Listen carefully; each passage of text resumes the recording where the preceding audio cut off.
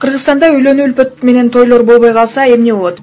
Бир айдан кийин тамак аш менен жер жемиштердин баасы кескин арзандайт, базарга азыктар толот, негизги сатып алуучу эми жок. 2 айдан кийин ресторан, тойканалар жабылат, 3 айдан кийин унаанын баасы түшөт. Базар эч кимге кереги жок Гелендваген менен Range Rover'лерге толот. Жарым жылдан кийин аялдар акыры өзүнө пайдалуу жана керектүү оокаттар менен алектене башташат.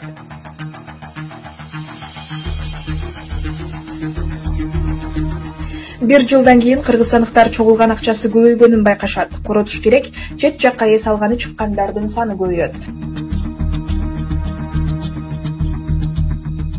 1,5 жылдан кийин товарлардын сапаты жакшырат, адамдардын талап кылуусу жогорулайт. Анткени алар бирөөнүн үлпөтүнө белек эмес, өздөрүнө сатып ала башташты. 2 жылдан кийин экономикада көзгө көрүнөрлүк көтөрүлүү болгону байкалат. Үлпөт индустриясындагы бизнесмендер бизнестин экономикага жана калкка пайдалуу башка түрлөрүн ачышат.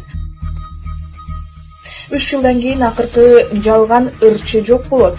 5 жылдан кийин ишкер аялдардын саны көбөйөт. 10 жылдан кийин ажырашуулардын саны рекорддук төмөнкү белгиге жетет.